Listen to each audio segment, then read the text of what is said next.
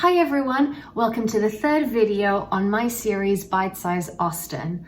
All of the ideas that I talk about in these videos come from my book, Women and Property Ownership in Jane Austen. So if you want to find out more, you can order it in the link that I'm going to leave below. And the title of today's video is Why Austen's Rich Women Are So Awful.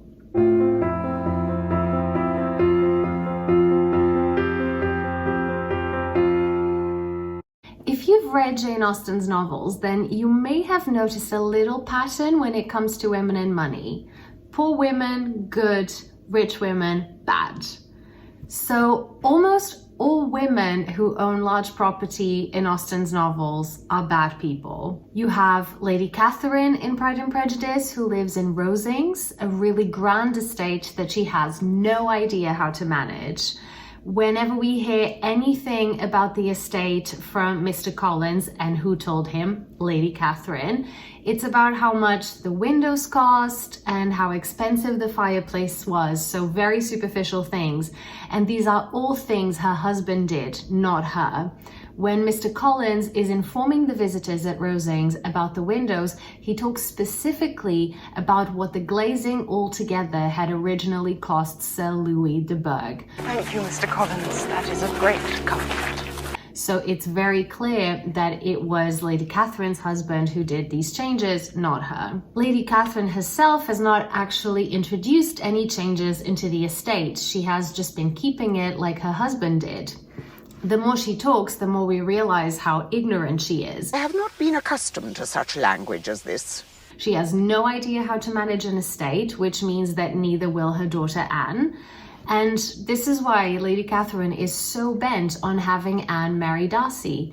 Mr. Darcy is engaged to my daughter. Now what have you to say? Yes, it's about keeping all that lovely property in the family, but it's also because Anne would have no idea what to do with Rosings.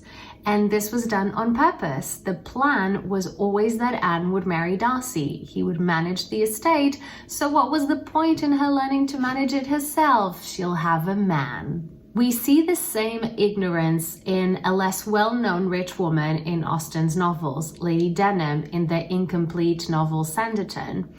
Lady Denham is a widow who married a man much wealthier than herself, and now she has inherited an estate that she has no idea what to do with. So she just manages it like her husband did. She doesn't know enough about how to manage property herself to do anything other than what she saw her husband do. This ignorance was a result of the pretty poor ways that women were educated in this period, and this was something that so many female authors addressed in their books. In her 1696 An Essay in Defense of the Female Sex, the feminist Mary Estelle, who would influence later authors like Mary Wollstonecraft, was already warning her readers about the problems with the ways women were being educated. By not teaching women how to manage property or businesses, if their husbands die and leave them to them, they won't know what to do. So both she and her children will end up in ruin, something that would have been so easily avoided. So if these women in Austen's novels don't manage their estates, what do they do with them? Well, they use them to manipulate other people. Lady Catherine uses it to force her daughter to marry Darcy and tries to use it to make Darcy marry her daughter, though he couldn't be less bothered and ends up marrying Elizabeth instead. And Lady Denham does the same with her estate. These women don't know how to use their power for good, so to make the lives of other people better, so instead they use it to manipulate people. Wollstonecraft said it best in A Vindication for the Rights of Women.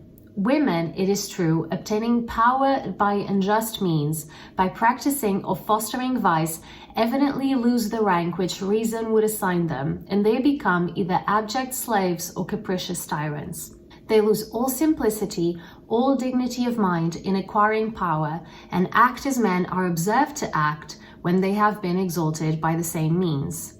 It's not that there is anything about women that means that they are less capable of managing property than men, but if they are poorly educated and are not taught basic values, they will inevitably end up abusing power just as badly as men who received the same faulty education. And this is exactly what happened to Austen's rich women. If you would like to find out more about this, you can check out my new book.